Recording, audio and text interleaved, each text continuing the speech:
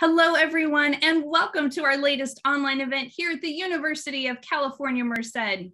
My name is Ricky Hill, and I am the e-recruiter here at UC Merced. I am so excited to welcome you to our latest Become a Bobcat virtual series event. Tonight, we will be focused on living on campus, talking about residence education, housing, dining, and parking. So you are in for quite a treat. We are fully staffed behind the scenes with expert panelists who will be getting to your questions behind the scenes. And in fact, let me go ahead and give you a couple of quick tips so that you know how to ask those questions. If you need to adjust your audio settings, you can do that in the lower left corner of your screen by clicking the audio settings button.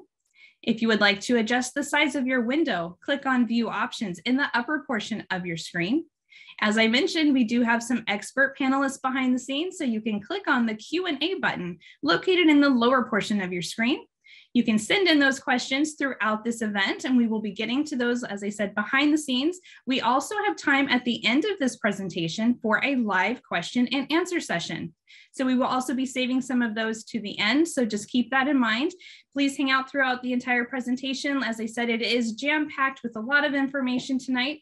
And also a quick reminder that this event is being recorded. As I said, it is Become a Bobcat, a virtual series. It is one of the many events that we will be offering over the next few months. So you can take a look at that website to not only watch this recording on demand in just a couple of days, or you can also get registered for some of the other events that we have coming up. Once again, my name is Ricky Hill. I'm the e-recruiter here at UC Merced. We are also excited that you could join us this evening. At this time, we'd like to go ahead and move on to the residence education portion of this event, and I will hand things over to my colleague, Scott.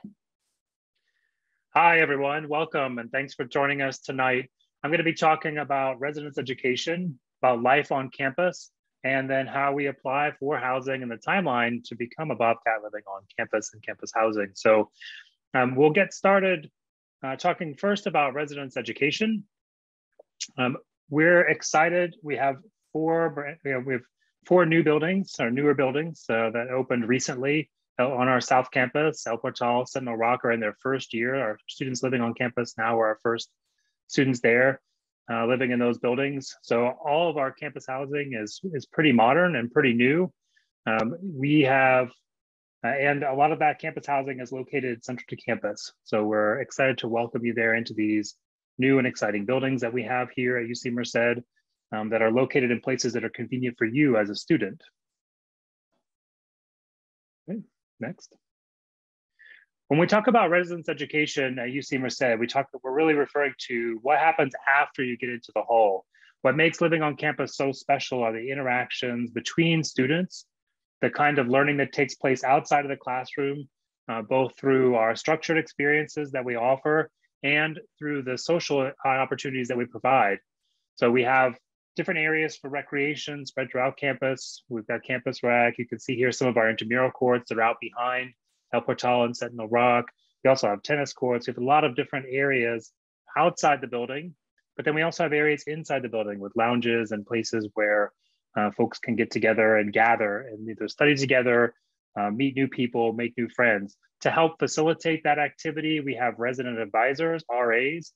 These are student staff who've been hired, selected specifically to work with residents and to help welcome you and help orient you to the campus experience at UC Merced. Those RAs are supervised by full-time master level professionals, residence education coordinators. They also live on campus. They work and supervise with the RAs, and they're available to you to help work with roommate conflicts, to help sort through other issues that might come up that might be more serious. These professional staff are accessible to you, and each community has an RAC and RAs that work to support residents. We have a variety of services that we offer to campus residents. We process your mail, we take your packages, we help get those things out to you. And between the friendly staff that work at our resident services desk, processing mail, helping answer questions, distributing supplies, and as well as the RAs and RACs, there's a lot of folks here to help you navigate your transition from home to UC Merced and help you make the most of your time on campus. One of the features we'd like to highlight that makes our residence education program special are our living learning communities. You'll hear what's called these LLCs all the time. These are intentional partnerships that we've created with academic units here at the university that allow for co-curricular learning to take place outside of the classroom in the residence halls. LLCs are small group programs where students who have a similar academic focus are clustered together in the residence halls. So you live together, you may take a common course or engage in common activities outside. So sometimes service projects or speakers or faculty members will come and visit the LLC that are related to the major, or majors the LLC is related to. These programs are demonstrated to help students build strong connections with their academic and with academic faculty and to their majors and promote academic success. And they really offer a deep dive into a potential major.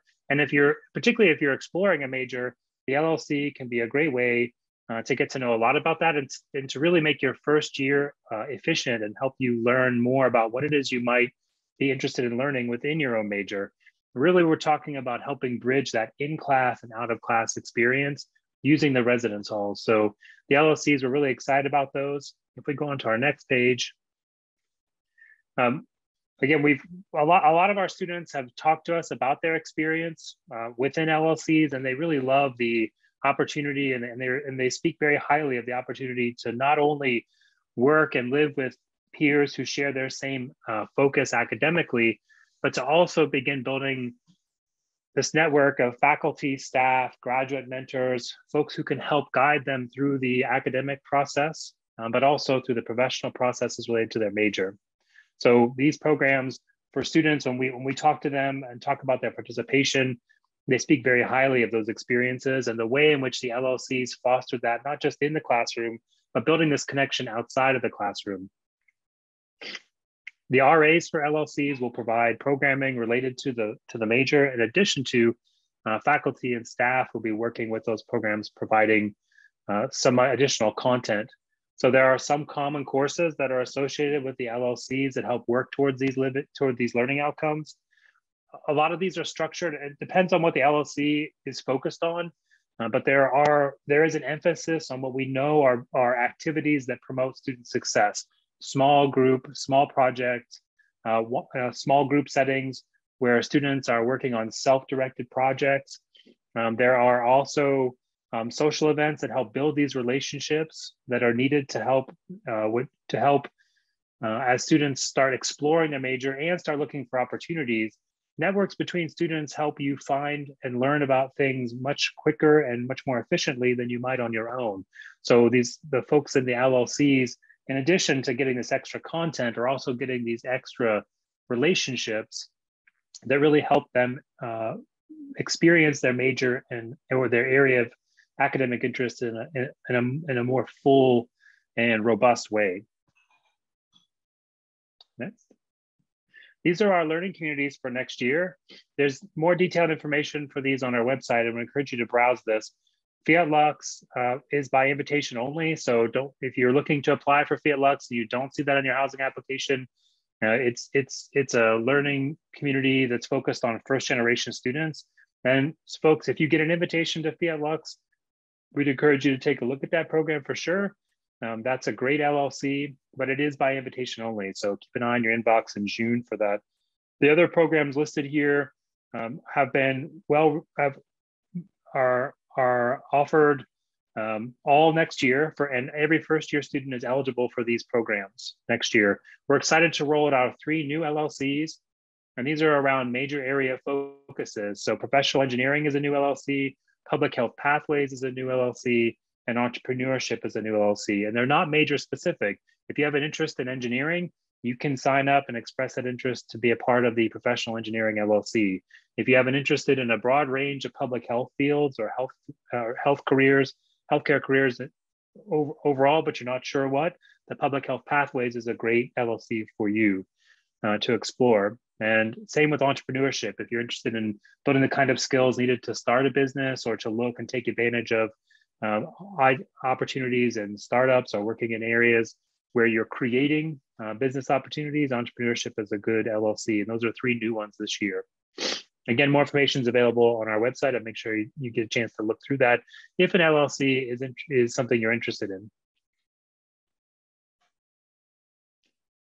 If you want to grab you'll be able to go back and look for these, but the information I said about LLCs is listed there, housing.ucmerced.edu/LLC. That's where we have our descriptions of LLCs. And if you have questions about, just general questions about LLCs or the kinds of services we offer to residents on campus, RAs, RECs, what are some of the guidelines or policies? How do we create a community that supports student learning? And that's one of the real advantages of campus life and our residence education focus is that we build, there's a community will form any place people live together. But our work in residence education, the RAs, the RACs, we work together with you to build a community that really supports your academic success in ways that it's hard to replicate anywhere else. Next. Now I'm going to flip a little bit and go into housing services. This is where we're going to talk a little bit about the mechanics of living on campus. How do you get housing? Right, we just talked about all the great features of housing with residence education. We're going to move into the nuts and bolts. So all incoming first-year students are guaranteed housing for their first 2 years at UC Merced. So your first 2 years, you'll be able to live on campus, and you won't have to worry about looking for housing out in the community. As long as you apply and follow the processes that are outlined each year, you'll be guaranteed housing not only this year, but next year as well. We offer academic year contracts. So these are contracts that go from August through May. They're 9-month contracts. They follow the fall and the spring semester. You don't have to move home during the winter. You can leave your stuff there during winter intersession, but you do have to leave the residence halls during winter intersession.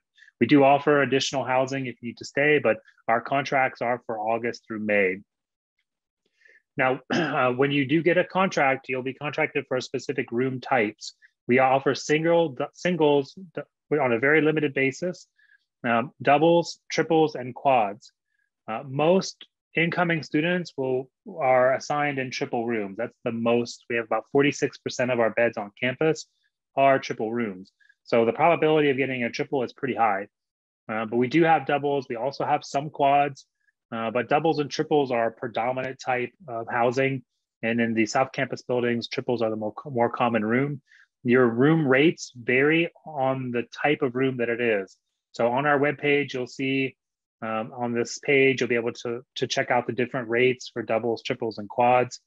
And you can see which one might be your preference. And you'll be able to preference which one you want in the application process. You'll also choose a meal plan in the application process. So you'll first apply and then you'll sign your contract. And when we offer you a contract, you'll sign that. And in that process, you'll pick a meal plan. All our meal plans come with unlimited meals. I'm going to let Kunal, my colleague, talk more about meal plans, but you'll pick a meal plan in the application process, and you can change that meal plan up until the Friday before you move in. Okay. Our application timeline, this is probably the more important part for folks trying to figure out how they want to live on campus. You'll want to visit our housing portal. We have links all over our housing website for getting to the portal. There's links in this slideshow. We'll have links everywhere for that. Once you SIR with UC Merced, it takes about 1 business day to get rolled into our housing system. So after that's, about 24 hours afterwards, you should be able to log in, and then you can start your application process through our housing portal. First year students, you'll need, the application process is 2-step. So first you have to apply. No one is required to live on campus this year. So you have to tell us that you want housing, and you do that by submitting a housing application. That's the first step. The second step is that we take a look at your application and we will offer you housing. So we turn around and change the status of your housing application. You'll get an email. It'll have instructions on how to go in and sign the contract. That's when you'll choose your meal. And once you've signed your contract, that's it. You're guaranteed housing for the coming year. Transfer students have a slightly different schedule. Because your SIR date is later, you need to apply by June 6th for priority, or sign your contract by June 9th. For first year students, you need to have your application submitted by May 4th for priority housing, guaranteed housing, and you need to sign your contract by May 9th for a housing guarantee for fall. After you get your application submitted and sign your contract, we'll do LLC decisions by the end of June. So if you applied to be an LLC, we'll let you know if you're in that LLC. Around the end of June and July, we open up the portal again for roommate selection. By then, we have a good idea of who is going to be living with us on campus, and you can look for other roommates who have signed a contract. If you meet people during orientation, or if you meet people through social media or outside of other UC Merced events, you can, and you know they're living on campus, you can form groups together in the housing portal, and then you can request to live together. Our housing priority is first and foremost to place roommate groups together. So if you choose a group in the housing portal, we'll do our first priority is to make sure that you get to live together. And we're pretty good at making that happen as long as you have the group in place within the timeline. And there'll be information both by email and on our website when that process starts up to help you walk through that process. And we anticipate having your housing assignments out to you by around the end of July. You'll get your room assignment, and that'll be followed shortly by move-in information. Our move-in this year, it's a 4-day process. You can be assigned to come, you'll get to choose, sorry, we have a new feature. You'll get to choose a date and time from a certain amount that are available each day, Thursday, August 18th, all the way out through the Sunday, the 21st, I think, 20th. And there'll be information about that posted on our website as well.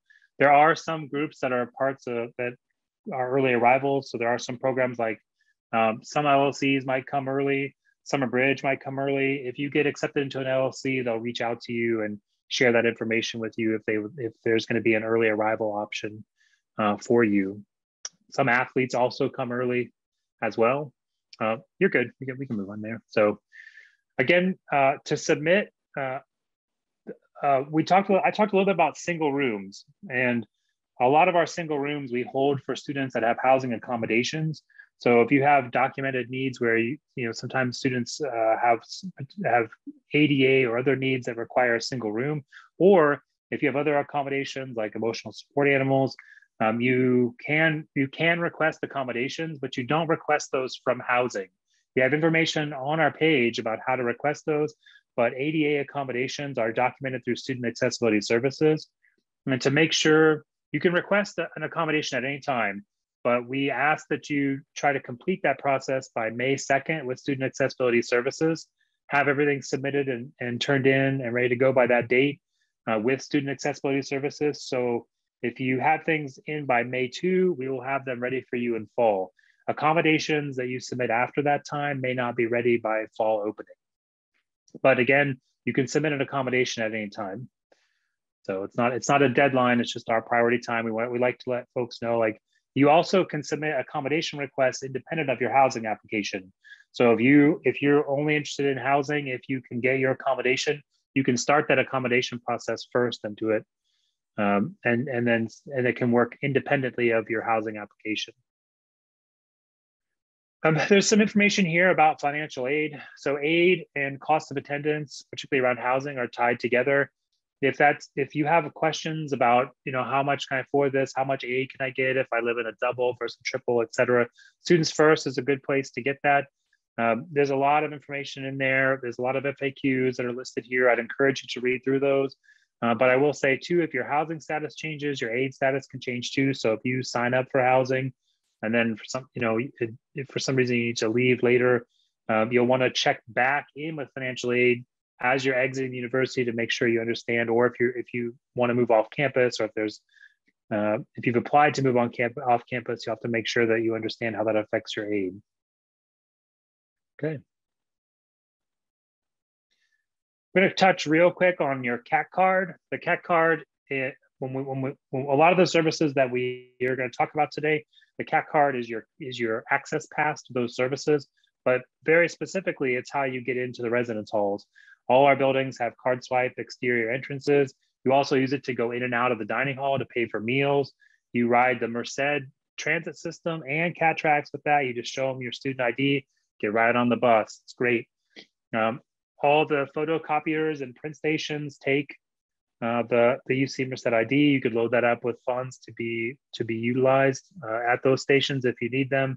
And also, in addition to the physical card, which is great, you also have these things available to review through our mobile ID process, which you can learn more about at CATcard's website, catcard.ucmerced.edu. But you can see these balances right on your phone.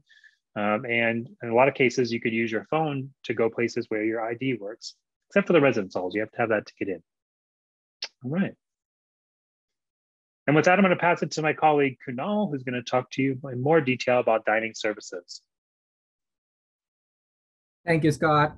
Greetings, everyone. Kunal Sinha, Director of Dining Services. On behalf of our frontline staff, we would like to welcome you on a journey of dining services and retail services at UC Merced. Upon getting your Rufus Bobcat card, that's your passport to come into the dining hall. Currently, we are offering all you care to eat dining meal plan, which allows you to choose from a variety of daily options, including for those with the special dietary needs.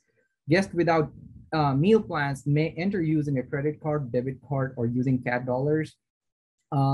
We have our own cafe in the campus, which is offering grab-and-go drinks, which is located conveniently for you at the library. That also accepts the same mode of payment, credit card, debit card. Another option we have in the campus for grabbing some snacks on the fly, Bobcat Snack Stop, which allows you to swing by. Usually they're open a little late, even in the evening, so you guys can have some munchies or you're feeling hungry on it. Next one, we also offer food trucks. It's definitely a blend which goes with the vibrancy of our campus to offer truck from all over the county, all over the places. They're offering different kinds of cuisine, Japanese, halal, tacos, you name it. It's all part of our campus experience here. Upon coming in, once you have your Bobcat card, you can come in and use any of the dining facility we have. Next slide, please. Great. So currently, Pavilion Dining Hall, which is open 7 days a week, offering breakfast, lunch, and dinner. Our current menu site allows you to choose all those lifestyle or having particular dietary restrictions and any particular thing you're not looking forward to, or would you like to have it, you can just click over there and it will allow you to go to the particular section of the dietary needs you're seeking for. Along with that, we are not boring. We're always doing something interesting. We're always celebrating different kind of festivals. My colleague, Chef Matt, he's eagerly waiting to talk to you guys about the offerings we have here. We are talking about St. Patrick's Day, Holy, National Garlic Day, and many more. Next slide, please. Yeah, this was one of our recent events we have hosted. We had such a great turnout. Everybody loved it. We had a drum in the dining hall. We enjoyed the lunch with St. Patrick's meal over here. And it is pretty quite and interesting because, that's where we all come together. That's where we all get to break the bread together. Obviously with COVID-19, it has some restriction, but as the county and other departments are allowing us to grow and open ourselves, we're welcoming more and more patrons inside and planning to celebrate more events from different regions of the world, celebrating different cuisines from all around the world, and just have a common community where we all can break the bread together. Next slide, please. All right, now I'm gonna pass it on to our Chef Matt, who will talk about the food and all the interesting things we have here for us. Thank you. Hello, thank you, Kunal. Hello and welcome to all you future Bobcats out there. I am Chef Matt, one of the chefs here at the Pavilion. As shown in the previous slide, we recently celebrated the Holy Festival, the Festival of Spring. As Kunal mentioned, we had a drum performance in-house, and it was really just a great turnout. We were celebrating with, the Indian cuisine, the students. Once the drummer started playing, it was really exhilarating. People were dancing and just having a great time. And we look forward to doing that with all of you as well. Some of the other things that we also like to do is celebrate National Food Days. We've done, National Bagel Day in the past. Upcoming, we have April 19th is National Garlic Day. So we're gonna, have some interesting cuisines, roasted garlic pizza, some chicken dishes. It just, it doesn't stop. You can do so much things with garlic. And I'm a garlic lover. Also, April 28th, we look forward to doing a Stop Food Waste Day, and that gives us a chance to have an educational component to what we're doing. It's, we're doing a root to stem cooking techniques, or if we're making something with the upcycled product. So that's always really fun for us. Another thing we like to do, and the students love it as well. When we go out there and we talk to them, about what they would like to see more often. They really enjoyed our ice cream Sundays. So we usually try to do it on Sunday nights, you know, to welcome the students back.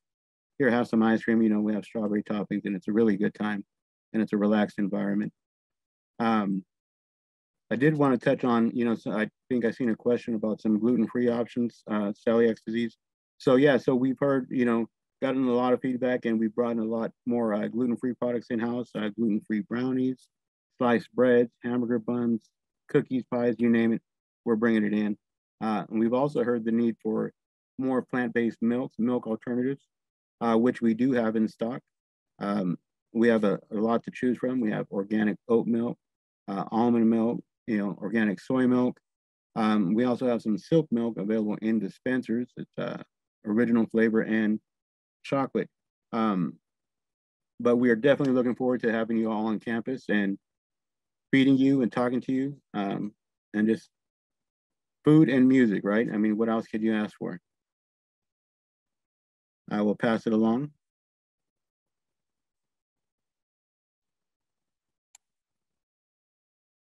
Good evening. My name is Merced, and I am with Transportation and Parking Services. Next, please. Okay, so resident students, all on-campus resident students are eligible to apply for overnight parking. Those applications will open on April 1st, and they will be available on our website.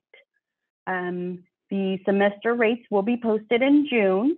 The permit validity is August 22nd through December 16th. And then we plan to start releasing award notifications in May. Next slide, please.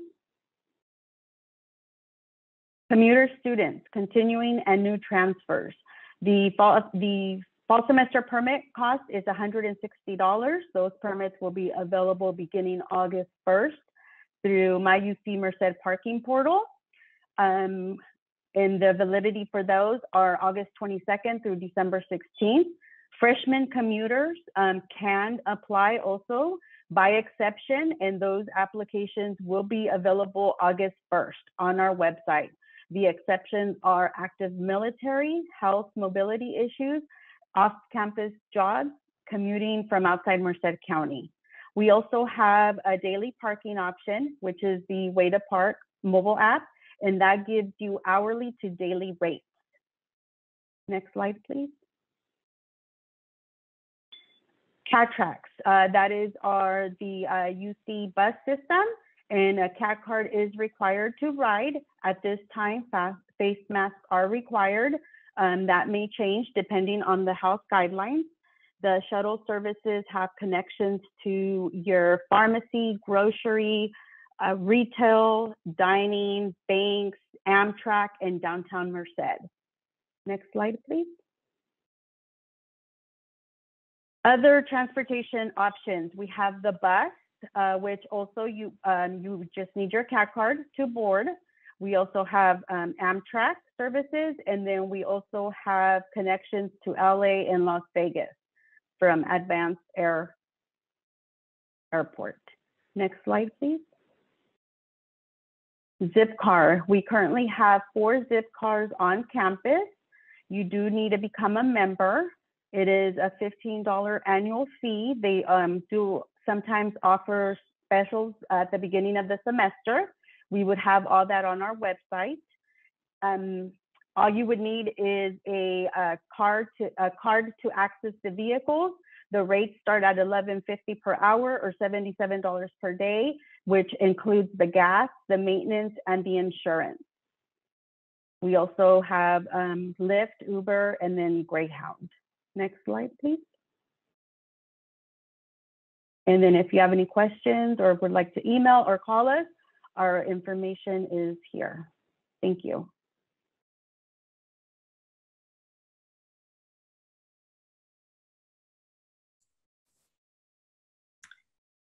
Hello again, everybody. What a fantastic presentation. All of my colleagues here from transportation and housing, residence, life, and dining. Thank you all so much for that great information. We are ready now to take your questions live. I know some of you have been getting those answered behind the scenes. If you haven't quite yet had that answered, feel free to go ahead and send that to us, and we will try to get that in our rotation here in the live question and answer session. Before I do that, though, if we can go on to the next slide so we can take a look at some contact information. This would be a great opportunity for those of you in attendance. If you'd like to grab your smartphone, go ahead and take a quick picture. Then you have all of this information at your fingertips. If you do have follow-up questions later on, or you can take a look at some of these websites that we have been mentioning throughout the presentation. And so like I said, right now, though, let's go ahead and jump into our questions. We'll leave this contact sheet up for you for just a few minutes, and then we will go into more of a gallery view so that way you can see all of us on screen together. All right, so the first question I have coming in, what does the Pavilion offer to students with dietary restrictions? I know that I believe, Kunal, you had mentioned a couple of those things. Would you mind just mentioning those again, please? Absolutely. Yeah, I think the best person to answer that question is Chef Matt. He is working so closely with so many of the Bobcats right now. Hello. So yeah, so with dietary restrictions, we really like to take a personal approach with it. We would prefer the students to contact us, come in and meet with us one-on-one so we can kind of really get a personal feel about what their likes are and their dislikes are. We know that there are so many restrictions out there, and there can be, you know, a myriad of food allergens that, you know, one person may have. So just really sitting down with them and coming up with a plan of, you know, what their likes are, what their dislikes are, and see how we can, you know, better assist them when they're visiting us here at the Pavilion. Wonderful. Thank you so much, Chef. All right, the next question has to do with cat dollars. Can someone explain how cat dollars work?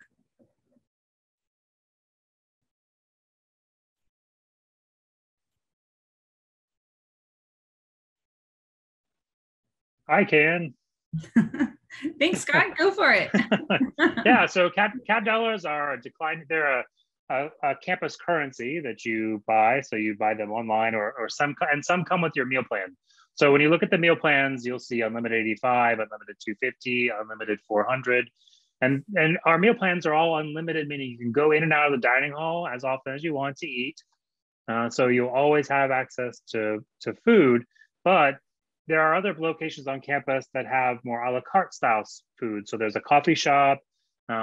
We have food trucks on campus this year. There are other places and other venues on campus that use like we have a campus store where you can buy snacks and like chips and sodas and things. And so those locations take cat dollars. And so when you check your balances, when you're checking your balance for your cat dollars, those are the dollars you can use in those locations in lieu of cash. So it saves, you know, it's just like a handy thing to have. So you get some of those with every meal plan, but you can always add later. Fantastic. Thank you so much, Scott. So let's move into some more specific housing type questions. So a couple ones that are coming in here. Can we talk about the size of the dorm rooms? Is there a difference, or what is the difference between a quad and a triple? Is one larger than the other? Yes, quad rooms are larger than triples, and triples are larger than doubles. So the square footage generally increases as you go up in room types to accommodate the increase in students as well. Wonderful. And a follow-up question is, how does roommate assignment work? I know we touched on a little bit of this throughout the presentation, but just a little bit more detail if you don't mind. Can someone choose their own roommate? Yes, you can choose your own roommates. In late June and July, we'll open up where you in the housing portal where you submit your housing application. You'll go back and there'll be a new link that will show up. Then we'll email you all about it. You just go and click on that link, and then you can form a group, and then you can invite other persons to join that roommate group. And you can form a group of 2, you can form a group of 3, you can form a group of 4. You can form groups between 2 and 4 students. And then we'll do our best to place you all together. And most times we're able to accommodate roommate groups. When you add someone to a group, they'll get an email, they'll have to come in and join the group. When everybody's accepted and joined the group, and then the group becomes confirmed. And then that's how we know that everyone really wanted to be a group. So you can't sneak somebody into the group. If somebody brings you into a group, you can't really sneak out either. It lets them know. So you want to make sure make sure you talk about it with folks, invite them in, make sure that you know that. You can't be like secretly added into a group without your consent or anything like that. So, but yes, that's how we prioritize it. That process again will open in June, and that's one of the first things we look at when we do placement. Wonderful. Next question coming in. Can we elaborate a bit on the opportunities for entertainment on campus? And that's kind of spanning anything that's a campus event, student life, maybe something that the housing department that you guys are actually hosting. Yeah, I can talk about this too. So we offer, so there's kind of a wide range of amenities. And in my own mind, how I characterize these are like some of these you can be really social and go do. Some of them don't require you to be as social, but you can still go out and find something to do. So in each of the halls, we have common spaces. So there are lounges, and sometimes small groups of students will gather there to play card games or to play other games in those locations. So there's like small group areas that are outside of your room. Obviously, you can gather in your room too, but these lounge areas are pockets of places in your building, in your floor, where you can gather to socialize. When the RAs and for the communities will create activities for opportunities for you to meet other residents, particularly in the fall term. There'll be a lot of activities they put on, a lot of ice-breaking activities, educational activities that the hall staff will be putting on, in addition to other activities that campus clubs or organizations put on. So this fall, I'd anticipate, although it's going to be a really busy campus with lots of activities. There's we've had to really monitor that. We've done a lot of things virtual over the last 2 years, as I'm sure you all have experienced. But it looks like we'll be able to get back to doing some more things in person, and that means getting back to different social events, dances. Clubs get together to showcase their club focus. So sometimes that could be a cultural focus around a celebration of a particular holiday or event. Other times it's gathering to do gaming or other things that club might be focused in. And a lot of campus students have access to those things. You combine that too then with other opportunities for intramural sports. I mean, sometimes our problem isn't that there's not enough to do, it's hard to choose, right? So sometimes students can get overwhelmed by the amount of options that are apparent, that are available to you. So there's, whatever you're into, there's going to be somebody else that's doing it. You'll be able to connect with them over the course of the semester. And your RA is a great place to start that. Those are the folks that help you navigate that process efficiently. Fantastic. What a wonderful answer. Thank you for that. And then also, can we touch again on the requirements for living on campus and anything that's related to how someone may be able to incorporate a support animal? Yeah, so there's no I'm not sure if this is part of the question, but there's no requirement to live on campus. So in the past, we had a 2-year live on requirement, and we don't have that requirement now. So no one's required to live on. So I think that was the first part of the question. We don't allow pets. You can't have a fish in a tank that's no larger than 10 gallons. That's the only pet you're allowed to have. If you do need an emotional support animal, if that's something that you need, that's a process you would request through a housing accommodation. And you would request that. There's information on our site. If you look for the phrase housing accommodation, it'll bring up the page. But you'll request those through Student Accessibility Services. You'll work to provide your medical documentation or other documentation that substantiates or verifies your need. And then that office will just tell housing what it is you need. That could be an emotional support animal. It could be maybe a single room with private bath, whatever it is that your documentation supports. That conversation is between you, your provider, and Student Accessibility Services. And you don't have, and housing only gets involved once the accommodation has been documented. And then we work with you to make sure we meet the accommodation. Very good. And now, can students make a correction or any type of change to their preferences after they've already submitted their housing application? Yes, you can. You can go back into the housing portal and make updates. You'll see where you submit the application on the left-hand side, there's some links that are like a navigation menu for the pages that you completed, and you can click on any of those pages. A good example might be if you don't have to preference an LLC, you can kind of skip that over.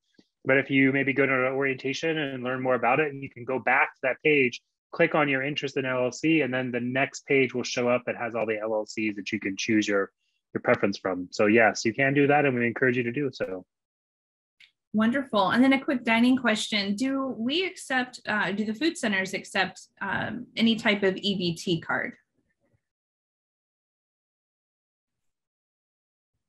Yes, so our retail services, they're the one who's affiliated with EBT program, and you're always welcome to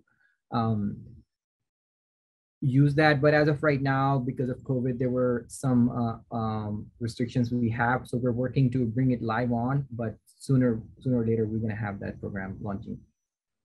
Very good. And then we did have a general question about what are the hours for the dining hall and for the dining operations. I know we have a website that we can drop into the chat. Is there anything in addition to that website that you'd like to mention? No, we're currently offering breakfast, lunch, and dinner. We have extensive hours to make sure that we're catering the needs of our students.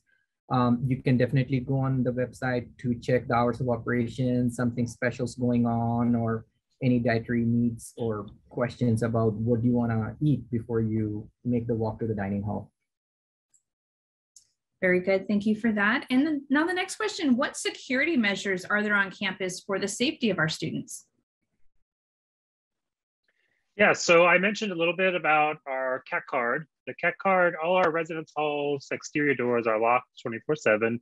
You need your CAT card to come in, and then each room has its own lock. So everyone in your room has a key, and that's not a key you should share with anyone else. So you have a physical key for your room.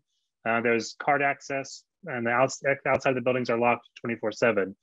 Outside on campus, as you navigate around campus, because you'll be going to school here, it's all fun and games in September when the sun's out, but like by January, it's dark, like 5 or 6 o'clock, right? So you'll see a couple of features on campus that'll be important to you. The first are the blue light phones.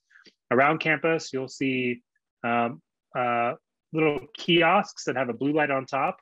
I know everyone's used to carrying a cell phone, but these are actual phones or communications devices. You can just push that button and it opens up a line directly to UCM PD dispatch.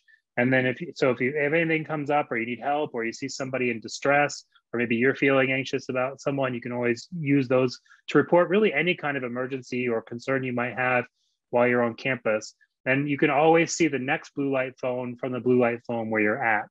So that's one thing.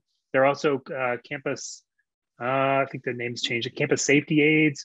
There are during particular times, if you look at our public safety website, and they'll do a lot more promoting of this in the fall. They're out talking to students a lot, but there are times when you can request a safety escort around campus too. Campus itself is pretty safe, but some people feel more comfortable not walking by themselves, and that's where the safety aids can come in. But one of the things that I offer to students when you think about safety, one of the best parts for safety is building a strong community. So with your RA, with your REC, building your community, meeting the people on your floor, getting to know them. As that community builds, you'll get to know other folks, and that really is. And then you start kind of watching out for each other. So that's another. It's one that we don't talk about a lot, but it is really one of the best community helps a lot with that feeling of safety and knowing who's around and who you can trust and who's available to help you, who can walk to class with you. All things that contribute. There are other things. I mean, I've mentioned UCMPD. We have our own police force on campus that works and serves the UC Merced community. And so there's a broad range of resources that come, with that are both, law enforcement and non-law enforcement public safety as well. Very so hopefully good. that answers your question. I think you did a great job. Thank you, Scott. We have a lot of questions coming in specifically for the LLCs. Can we go over kind of a brief overview of what those are? But also many of the questions are much more specific about what majors should belong in which type of LLC and how they would actually apply for that. Yeah, to the major to LLC type question, what I would recommend is that you go to the website. I gave the listing. It's housing.ucmerced.edu/LLC. And there you can see a more detailed breakdown of what each LLC focuses on. I saw a lot of the questions in the chat, like I want to be a biotech major, which is the best LLC for me. You can read through the different LLCs, Carson House, Vaughn House, Aristotle House, beyond the MD, and you can begin to figure out which one might be the best fit for you.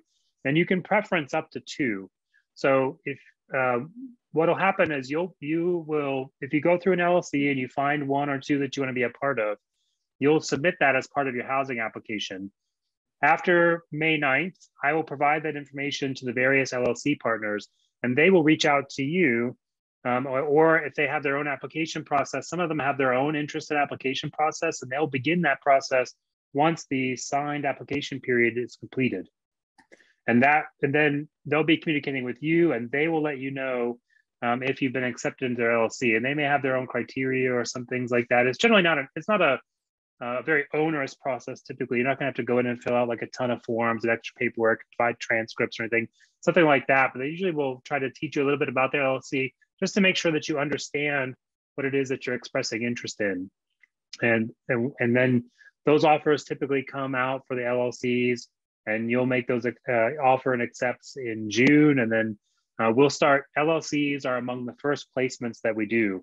So our LLCs are actually placed, the Aristotle, Vaughn, Beyond the MD, and Carson House, those are all in Glacier Point. Afro, Hall, health professions, engineering, and entrepreneurship will all be in Granite Pass. Service and leadership should be in El Portal. So if those are buildings that you have an interest in, and you also have an interest in an LLC, that can be one of the ways in which you can increase your odds of getting a building placement that you like.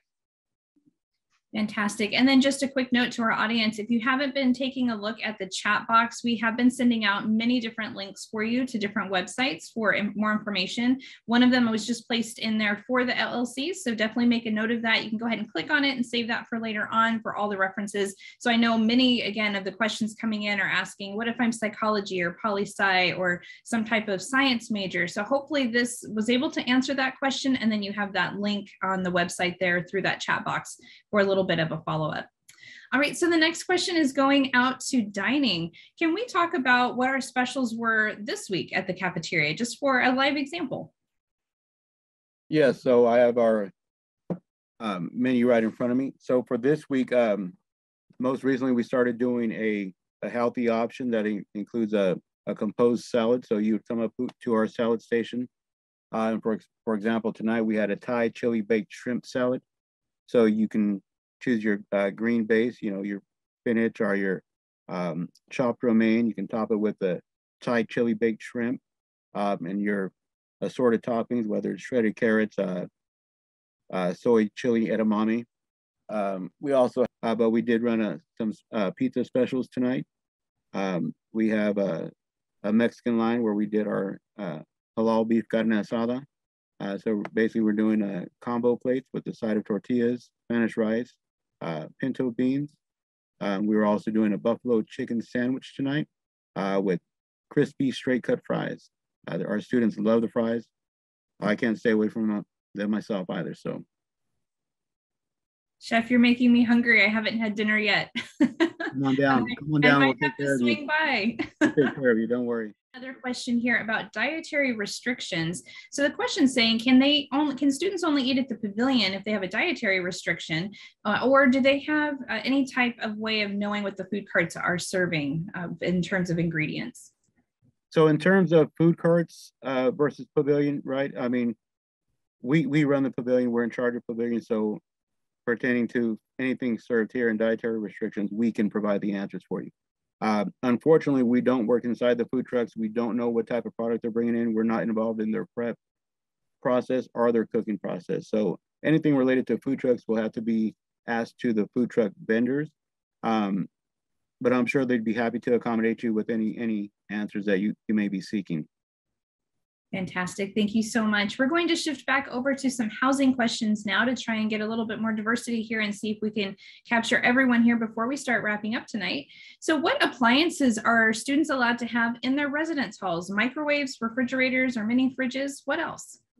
Ooh, sorry, I was busy answering questions in the chat. So yeah, appliances. So the residence halls rooms are not really designed for cooking. And so the kinds of appliances that you can bring and should bring are very small and limited in number. So you can bring a single serve coffee maker. That's one appliance. And these are all things that I would recommend that you talk to with your roommates once you know your room assignment, and really coordinate who's going to bring them. You don't need to have 3 or 4 single serve coffee makers in the room. One will do, and you can just share, and it saves everybody money and saves everyone space. The other appliances that are permitted are one 900-watt microwave and in a room, and a mini fridge that is less than 4.2 cubic feet in volume. So like if you look at the space on it, it has to be 4.2 cubic feet or less. And a 900-watt microwave, so that'll be a small microwave. It's not a very powerful one. So check those stats. We have a whole part on our website about what to bring, and that outlines the things that you should bring and things you shouldn't bring. Don't bring air fryers, don't bring toasters, don't bring hot plates. Anything that glows is a no-go. Don't bring that stuff. The fire marshal will be, checking. We'll be letting you know about that, and we'll have to follow up with you. So it's just, in addition to the fire risk that cooking would pose, the rooms themselves just aren't really conducive to that. There aren't sinks in the room.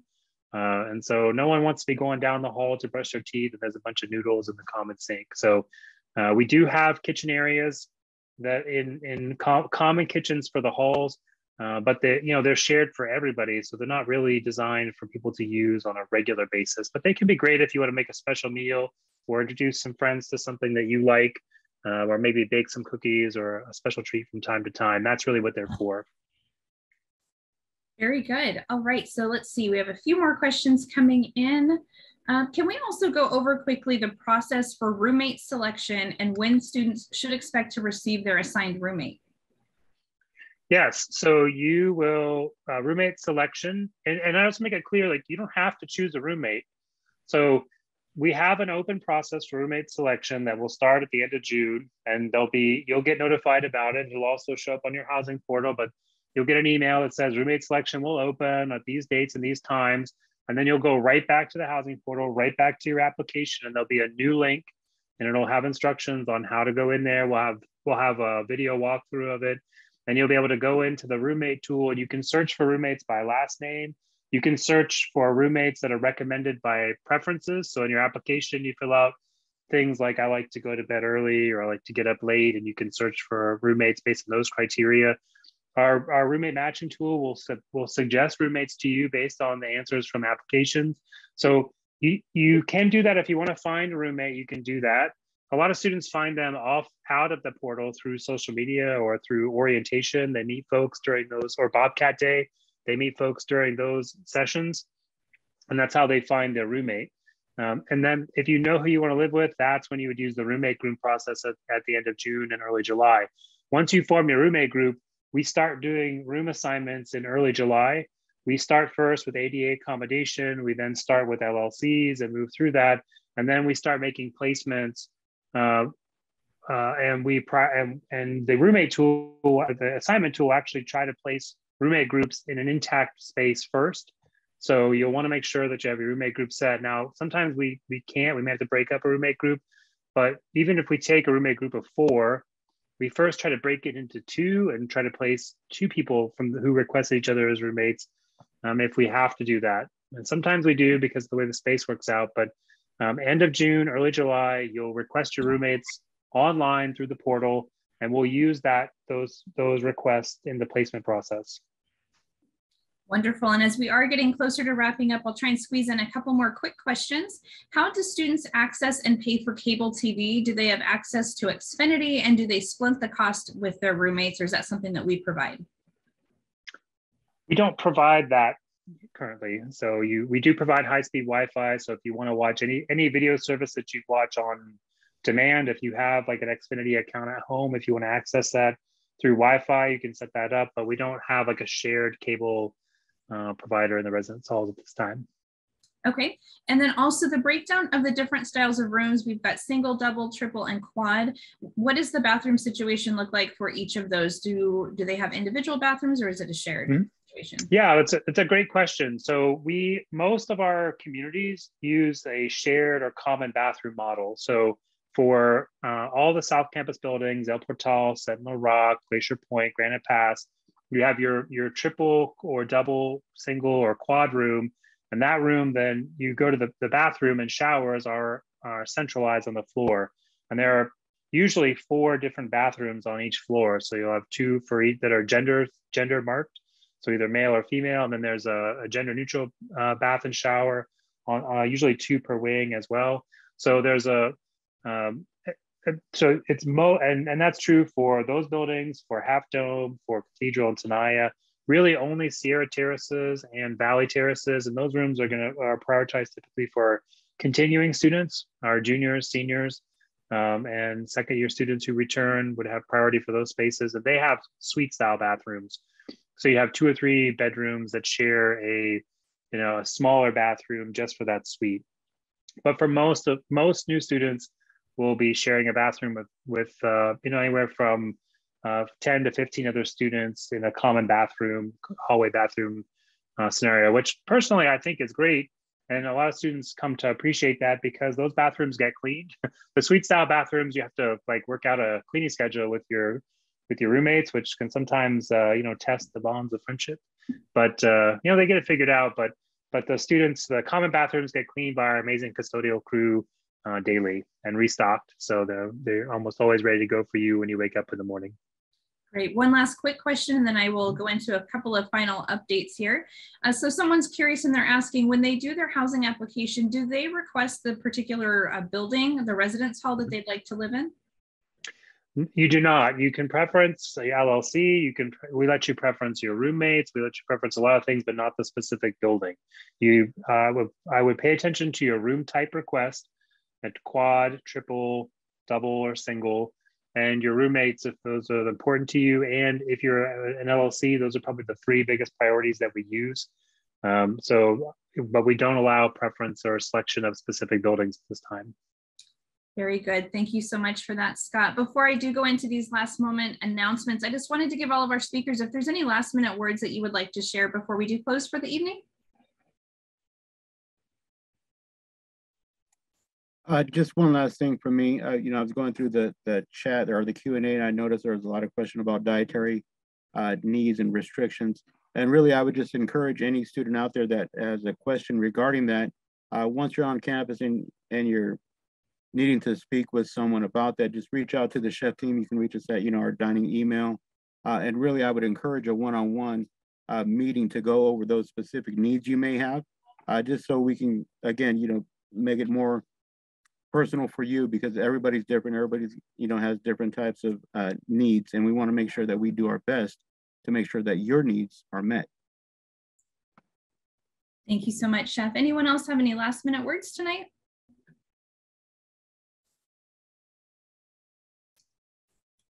All right, hearing none. Thank you all so much for joining us. A fantastic night tonight, wonderful presentation. Thank you so much to everyone behind the scenes with your quick fingers and chatting with all of our great audience tonight. All of our presenters, much appreciated.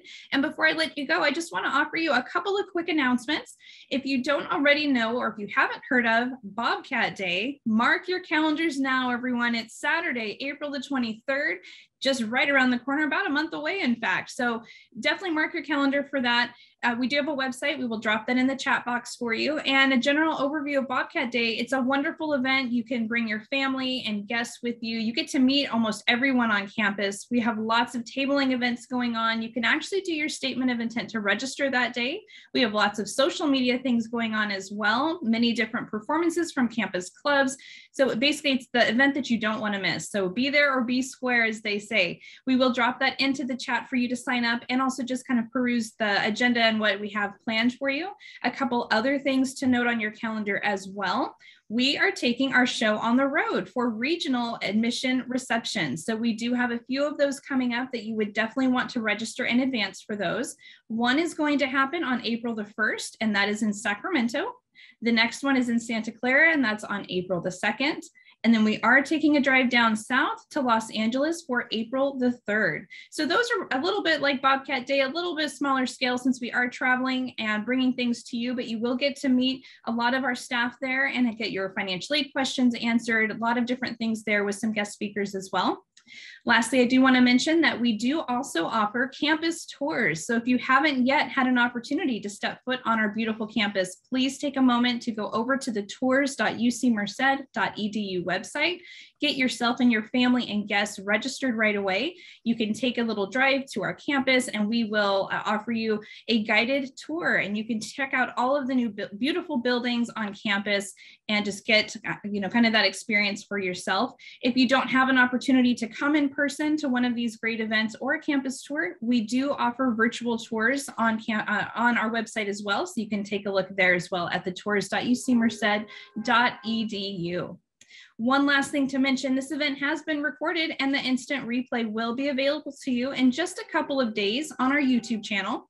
Instead of going directly to YouTube, all you have to do is go to the Become a Bobcat virtual series website. We will drop that into the chat as well. Give us just a few days, we will get that link available to you, and as well as any other previous events that you may have missed. Also, you will see there future events that are coming up that you can get yourself registered for those as well. Once again, my name is Ricky Hill. I have been your moderator and I am the e-recruiter here at UC Merced. This has been such a fun event for all of us to get a chance to talk directly with you. Hopefully we had a chance to get to your questions. If not, you do have all that great contact information where you can reach out to us later on for a follow-up. Thank you once again for joining us. I hope to see you again at a future event. Have a great night, everyone.